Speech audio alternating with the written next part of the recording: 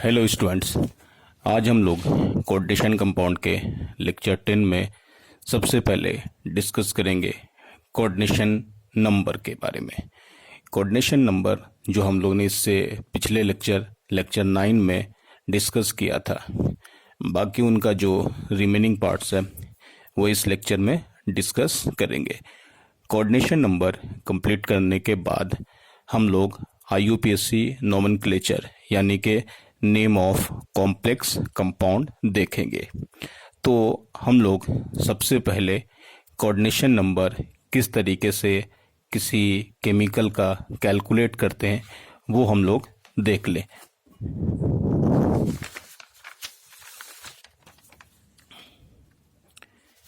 ये कुछ एग्जाम्पल है जिनमें हम लोग इस केमिकल के कोऑर्डिनेशन नंबर देखेंगे। तो सबसे पहले हम लोग के पास कोऑर्डिनेशन नंबर के लिए क्या होना चाहिए वो हम लोग यहाँ देख लें। तो सबसे पहले यहाँ कोऑर्डिनेशन नंबर जो हम लोग ने पिछले क्लास में भी देखा था, तो coordination number is equal to, मैंने आपको कहा था गिवन नंबर यानी कि गिवन नंबर हो गया इनटू डेंसिटी, यानी कि किसी कॉम्प्लेक्स कंपाउंड में किसी मेटल और मेटल आयन का जब आप कोऑर्डिनेशन नंबर निकालोगे तो सबसे पहले गिवन नंबर जो दिया हुआ है वो और साथ में उनकी डेंसिटी, इनकी जो मल्टीप्लिकेशन के बाद जो रिजल्ट आएगा वो उस केमिकल का कोऑर्डिनेशन नंबर होगा। तो हम लोग यहाँ पर इस केमिकल के लिए यहाँ से शुरुआत करते हैं। ये देखिए निकल के लिए, तो निकल केमिकल के लिए अगर आपके पास कोऑर्डिनेशन नंबर है तो यहाँ हम लोग के लिए कोऑर्डिनेशन नंबर का एग्जाम्पल पहला ये हो जाएगा। फर्स्ट देख लो, गिवन नंबर 4, ये लिख दिया मैंने कोऑर्डिनेशन नंबर, गिवन नंबर 4 और Cl की डेंसिटी 1, तो 4 इंटू 1 4 हो गया। तो यहाँ हम लोग लिख दें कोऑर्डिनेशन नंबर, ये हो गया 4। उसी तरीके से NH3 भी मोनोडेंटेट है तो 6 हो गया, गिवन नंबर डेंसिटी 1, तो यहाँ हो गया 6। कार्बन मोनोऑक्साइड क्या हो जाएगा, तो कार्बन मोनोऑक्साइड के लिए हम लोग यहाँ कह सकते हैं कि कार्बन मोनोऑक्साइड की डेंसिटी कितनी होती है 1 ना, तो यहाँ पर गिवन नंबर 5 है, डेंसिटी 1, तो यहाँ हो जाएगा 5। साइनाइड के लिए उसी तरीके से अब डायरेक्ट करते जाओ। साइनाइड के लिए डेंसिटी कितनी होगी 1 इंटू 4, तो 4 हो गया।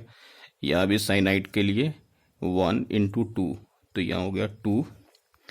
EDTA की डेंसिटी कितनी होती है 6 और गिवन नंबर कितना है 1, तो 1 इंटू 6। यहाँ ध्यान रखिएगा डेंसिटी 1 नहीं है ये कोऑर्डिनेशन नंबर। EN की डेंसिटी कितनी, तो EN की डेंसिटी कितनी होती है 2, तो 2 इंटू 3 6 हो गया। ऐसे लिखा हुआ है एक से ज़्यादा लिगेंड, तो उसका तरीका क्या है, तो आपको यहाँ पे स्क्वायर ब्रैकेट वाले में इस तरीके से ऐसे समझना होगा। NH3 है तो NH3 के लिए गिवन नंबर कितना हो गया 2, उसकी डेंसिटी 1, ये हो गया, प्लस कर दो।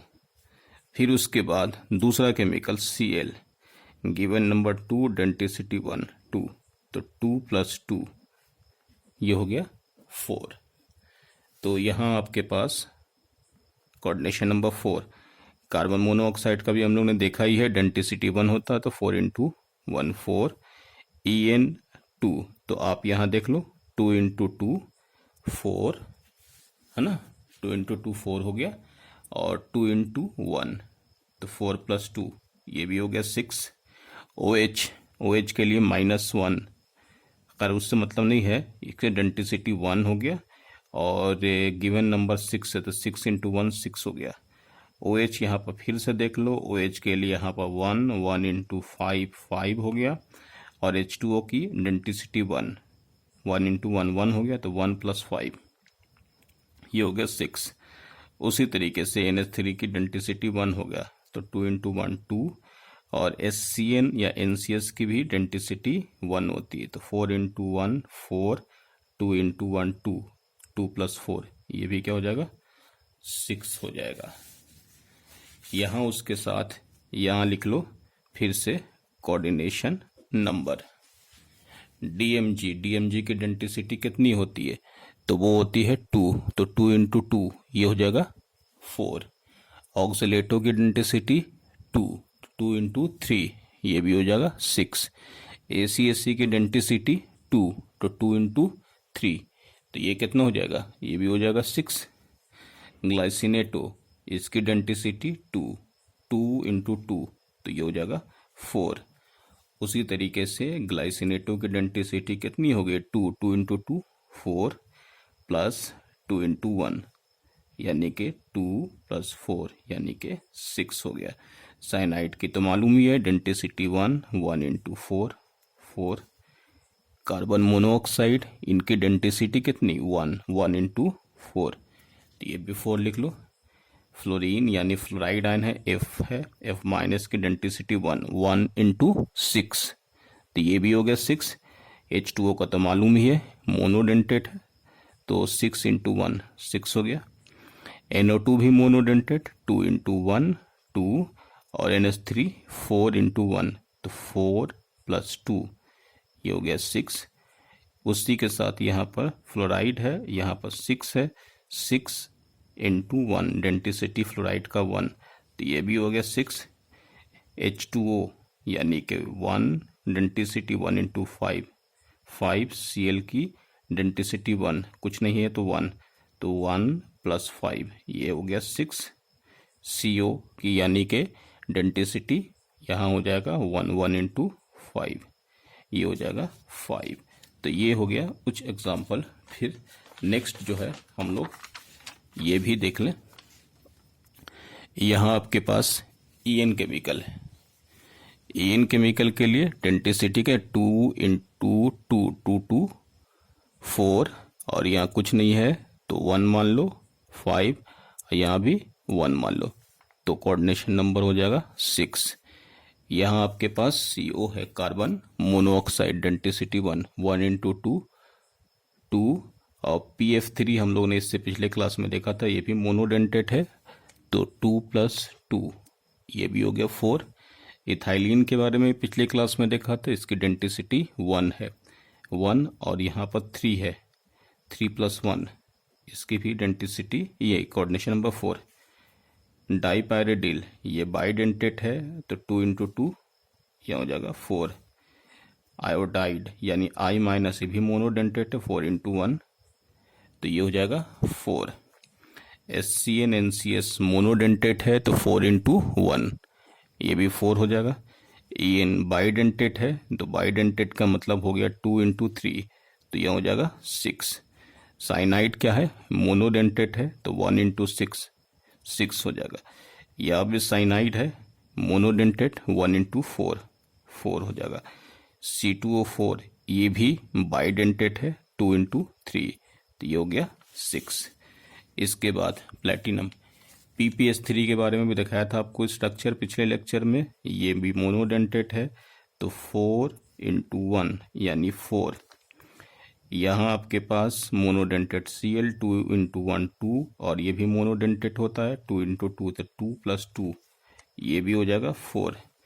NH3 तो मोनोडेंटेट है ही, तो इसलिए 4 ही लिखा जाएगा, यानी 4 इंटू 1 4, और Cl भी मोनोडेंटेट है, 2 इंटू 2 भी 4, तो ये भी नहीं 4 इंटू 1 4 और 2 इंटू 1 2, तो 4 प्लस 2 6 हो जाएगा। और पैरिडीन केमिकल इनकी डेंटिसिटी कितनी थी 1, पिछले इसमें हम लोगों ने पैरिडीन का स्ट्रक्चर बनाया था। पैरिडीन का अगर देखा जाए तो इसकी भी डेंटिसिटी 1, तो 4 इंटू 1 4 हो गया।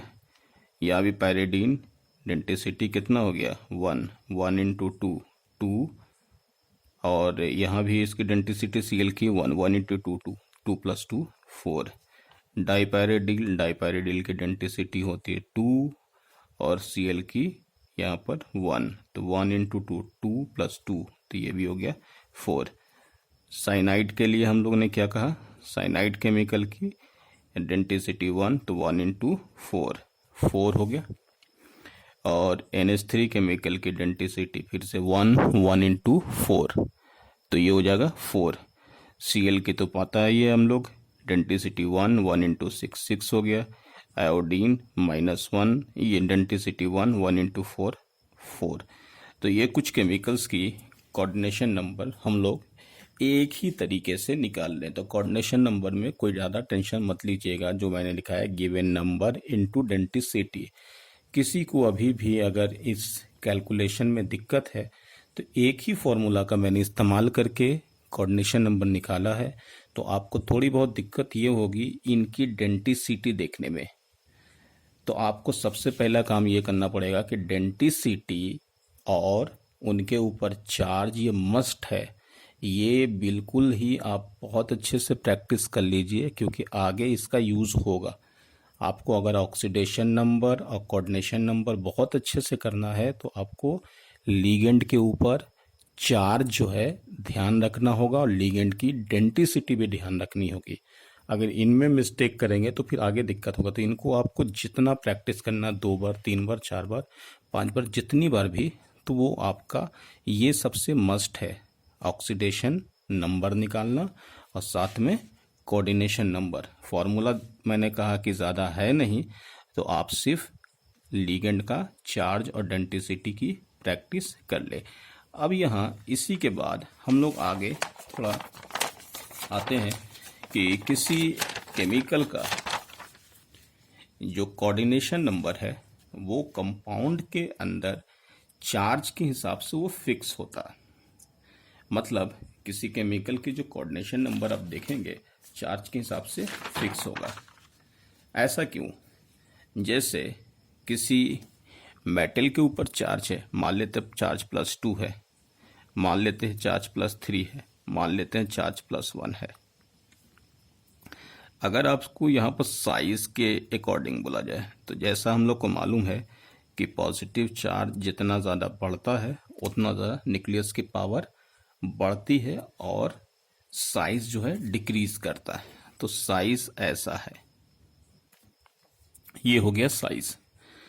तो जब कोई मेटल आयन किसी कॉम्प्लेक्स में रहते हैं तो वो अपने साथ कितने लीगेंड को अटैच करेंगे वो बहुत सारे फैक्टर्स पर डिपेंड करता है।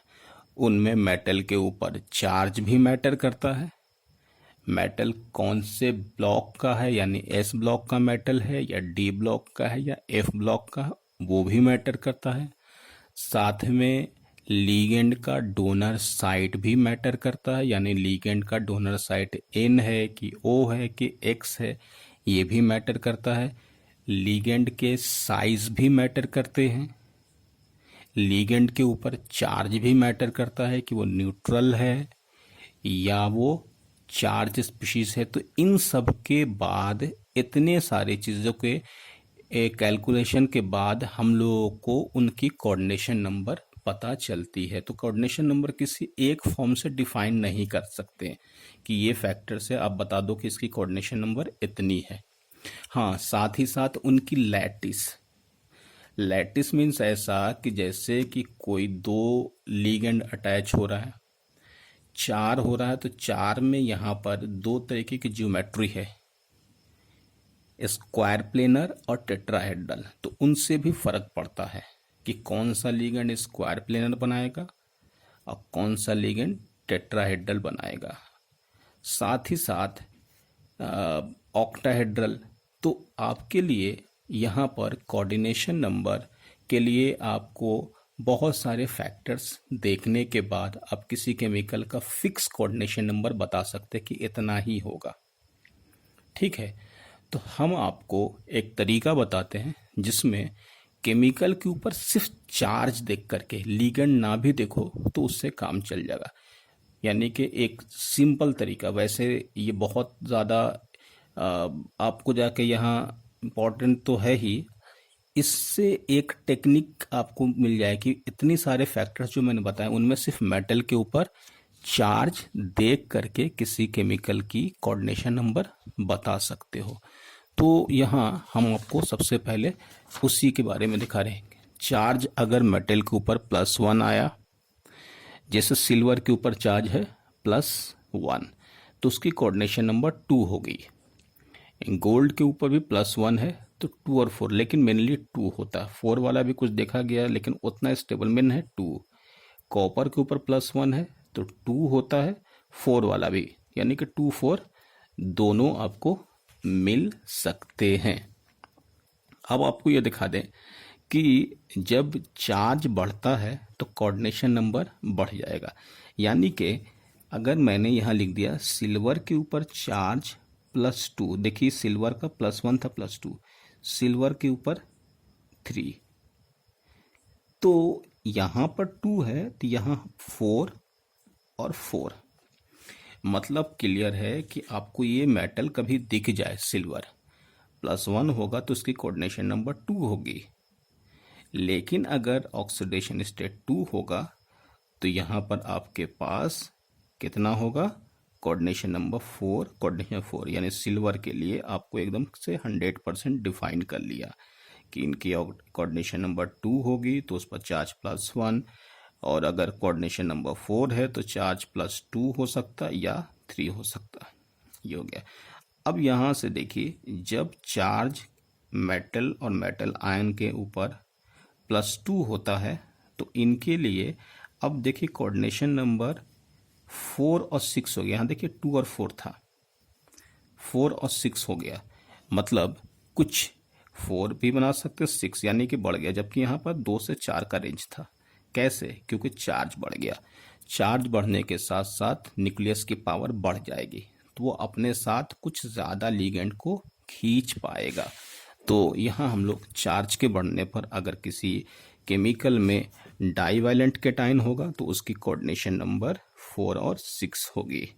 यहाँ पर एक बहुत इंपॉर्टेंट आपको 2 केमिकल दिखाते हैं, बहुत इंपॉर्टेंट है। पैलेडियम और प्लेटिनम केमिकल में कभी भी चार्ज अगर +2 दिया हुआ है तो कभी भी +2 यानी कि कोऑर्डिनेशन नंबर 4 एकदम फिक्स है। यानी कभी आपको कोऑर्डिनेशन नंबर 4 पता चल गया और प्लेटिनम का ऑक्सीडेशन स्टेट निकालना मत निकालो, वो 2 ही आएगा। पैलेडियम प्लेटिनम ये 2 मेटल ऐसे ध्यान रखोगे। इसके बाद देखिए जब आप 2 से 3 में आते हैं, जब 3 में आते हैं तो ध्यान दीजिएगा कि कोऑर्डिनेशन नंबर अब 4 नहीं होकर के 6 हो गया। जैसे मैंने कहा ना कि चार्ज जितना ज़्यादा बढ़ेगा तो न्यूक्लियस की पावर उतनी ज़्यादा बढ़ जाएगी। जब न्यूक्लियस की पावर बढ़ेगी तो वो अपने साथ ज़्यादा से ज़्यादा लिगेंड को अटैच करेगा। तो उन केस में कोऑर्डिनेशन नंबर 6, यानी कि किसी केमिकल के ऊपर पॉजिटिव चार्ज यहाँ पर जो मैंने लिखा है 3 देख लो तो कोऑर्डिनेशन नंबर डिफाइन कर दो कि 6 होगा, यानी ऑक्सीडेशन स्टेट निकाला और कोऑर्डिनेशन नंबर पता चल गया। उसी के साथ यहाँ पर प्लेटिनम का देखिएगा 4, पैलेडियम 4, ये केमिकल अगर है, जैसे मैंने कहा ना कि अगर 2 लिखा हुआ है तो कोऑर्डिनेशन नंबर 4, लेकिन यही प्लेटिनम और पैलेडियम पर कोऑर्डिनेशन नंबर 6 होगा जब उसके ऊपर चार्ज इतना होगा। निकल के बारे में 4 लिखा हुआ, लेकिन हम आपको एक बता दें निकल का +2 है तो ये 4 और 6 कोऑर्डिनेशन नंबर होता है। लेकिन निकल के ऊपर 3 हो और निकल के ऊपर 4 होगा तो इस केस में इनकी कोऑर्डिनेशन नंबर 6, वैसे ये रेयर है लेकिन अगर आपको इनके ऊपर चार्ज 3 और 4 दिया हुआ तो कोऑर्डिनेशन नंबर 6 हो जाएगा। तो यहाँ हम आपको एक बार फिर से इस एग्जाम्पल को लेकर के आते हैं। अब अगर ध्यान दें तो आपको यहाँ पर दिखा दें, देखिए निकल का छोड़ दो, अब 3 वाला देखें, यहाँ +3 है, देखिए 6 है, और देखिए कहाँ पर है, देखिए मैग्नीशियम कुछ यहाँ पे 3 है, 6 है। यहाँ देखिए प्लेटिनम का मैंने कहा था ना कि 4 होगा तो 6 होगा, और बाकी देखिए 3 3 3 यानी कि 6 6 6 है। फिर देखिए यहाँ पर 3 है, यहाँ भी 3 है, 6 हो गया। देखिए कोबाल्ट पर 3 है, 6 हो गया। ये तो खैर 2 4 और 6 दोनों होगा, इसको छोड़ दो। निकल देखिए यहाँ पर 4 है तो 6 ही होगा, ये फिक्स है। और प्लेटिनम का अगर 2 है तो कोऑर्डिनेशन नंबर 4 होगा। इनके लिए 3 है तो क्या हो जाएगा, 6 हो जाएगा। यहाँ भी देखिए 3 है तो 6 हो गया। इसके बाद नेक्स्ट वाला एग्जांपल अगर हम यहाँ दिखा दें, एक और जो था इससे बाद वाला, हाँ इस वाले में मिलेगा। यहाँ देखिए इस वाले में देखिए कोबाल्ट 3 है तो 6 हो गया। यहाँ प्लेटिनम 2 है तो 4 ही होगा। सिल्वर का देखिए यहाँ पर, सिल्वर मैंने कहा ना कि 2 और 3 होगा तो 4 होगा। देखिए 2 है तो 4 हो गया, ठीक है। और देखिए क्रोमियम 3 है तो 6 है। यहाँ से देखिए प्लेटिनम का 4 है तो मैंने कहा ना प्लेटिनम 4 होगा तो 6 होगा। ये आपके पास कुछ केमिकल्स के लिए, यहाँ प्लेटिनम का यहाँ भी देखिए 4 है तो 6 होगा। तो खैर कोऑर्डिनेशन नंबर को आप ऐसे डिफाइन कर सकते हो। अब इसके बाद नेक्स्ट पार्ट पर हम लोग आते हैं, वो है मेटल के nomenclature. Nomenclature of metal complexes. इनमें मेटल कॉम्प्लेक्सेस के नोमेनक्लेचर में अब कॉम्प्लेक्स में भी आपको देखना पड़ेगा, जैसे मेटल कॉम्प्लेक्स पॉजिटिव है, निगेटिव और न्यूट्रल। उनके अकॉर्डिंग मेटल कॉम्प्लेक्सेस के लिए आपको क्या लिखना है, सीक्वेंस क्या होगा, वो आपको यहाँ समझना होगा। ये क्या है, लिगेंड का नंबर। ये वाई भी क्या है, लिगेंड का नंबर। ये लिगेंड का नंबर। ये क्या है, लिगेंड। और ये क्या है, मेटल। तो इसी 3 को यहाँ भी हम डिफाइन करेंगे। तो सबसे पहले क्या होता है नोमेनक्लेचर में, सबसे पहले हम लोग यहाँ पर लिगेंड का नंबर लिखते हैं। इसके बाद दूसरे नंबर पर लिगेंड का नाम लिखते हैं, 2 हो गया। तीसरे नंबर पर मेटल का नाम लिखते हैं और चौथे नंबर पर उनके ऑक्सीडेशन स्टेट को लिखते हैं। ये तरीका क्या क्या मैंने बताया, सबसे पहले लिगेंड का नंबर, दूसरी बात क्या है लिगेंड का नाम, थर्ड में क्या है मेटल का ऑक्सीडेशन, मेटल का नाम, फिर ऑक्सीडेशन स्टेट। तो यहाँ वही सीक्वेंस मैंने लिखा, इसी सीक्वेंस को फॉलो करते हैं। लिखा ना number of ligand written like di tri tetra, ठीक है। अगर 2 लिगेंड है तो डाई, 3 लिगेंड है ट्राई, चाहे तो टेट्रा। कुछ कॉम्प्लेक्स में लिगेंड की वजह से नाम चेंज होता है, यानी कि डाई को ही रिप्लेस करते हैं 20 से, यानी डाई को 20 से। कुछ स्पेशल है तरीका, हम आपको डिस्कस करेंगे। ट्राई के यहाँ पर ट्रेस लिखते हैं, टेट्रा के पास टेट्रा किस। तो ये नंबर, फिर क्या लिखा है नेम ऑफ लिगेंड, फिर नेम ऑफ मेटल, मेटल का नाम, और फिर oxidation state of central metal, यानी इसका जो ऑक्सीडेशन स्टेट है उनका हम लोग सेंट्रल मेटल का ऑक्सीडेशन स्टेट तो निकाल ही लेंगे। उसके बाद हम लोग ब्रैकेट में रोमन में उसका नंबर लिख देंगे। ये है हम लोग के पास तरीका